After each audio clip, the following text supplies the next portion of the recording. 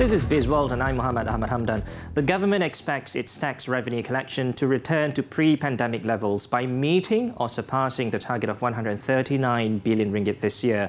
Prime Minister Datuk Seri Ismail Sabri Yaakob said to support this goal, the Inland Revenue Board IRB needs to formulate short and mid-term strategies while maintaining its good performance in the future.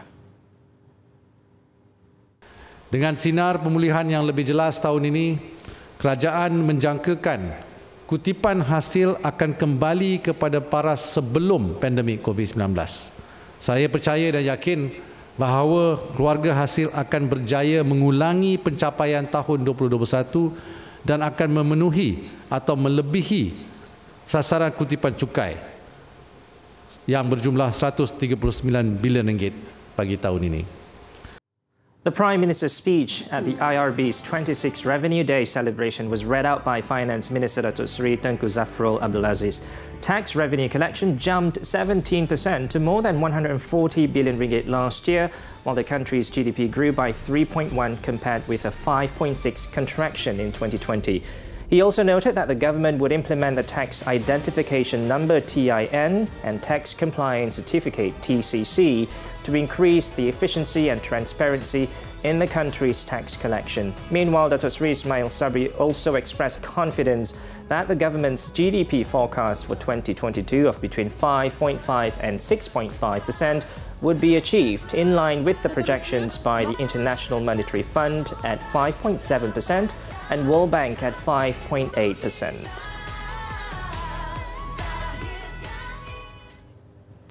Malaysia's top two ports, Port Klang and Port of Tanjung Pelepas PTP in Johor, will boost their capacity in line with trade growth. Transport Minister Datuk Seri Wee Ka Siong said Port Klang would increase its capacity by 60% to 32 million 20-foot equivalent units TEUs annually by 2040, while PTP would have its current capacity increased by 3.5 million TEUs by 2025.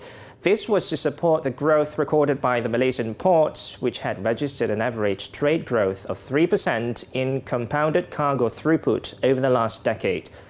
In 2020, global volumes fell less dramatically than expected, and the industry was seeing a rebound by the end of the same year. Moving on, Manicon Company Limited, a Japanese specialized designer and manufacturer of contact lenses and lens care solutions, aims to invest 650 million ringgit in its first manufacturing plant in Malaysia to produce daily disposable contact lens. This strategic investment has been made through its subsidiary, Manicon Malaysia. The investment will witness the setting up of the building and equipment for a new production facility spanning over a site area of 200,000 square meters at the Kulim High-Tech Park, Kedah. The plant's 45,000 square meters floor area will be designed and built as a smart factory, aligning with the Sustainable Development Goals. The plant will employ close to 100 personnel once the scheduled production begins in 2025. The manufacturing sector is poised for further strengthening of its recovery momentum in the first half of this year. Federation of Malaysian Manufacturers FMM President Tan Sri Soh Tian Lai said heading into 2022, growing external demand is expected to bolster recovery in the manufacturing sector amid continuing domestic and external headwinds. Tan Sri Soh, in a statement, said the expected business activity index soared to 122 from 60 previously, implying that business activity is expected to gain further momentum in the next 6 months.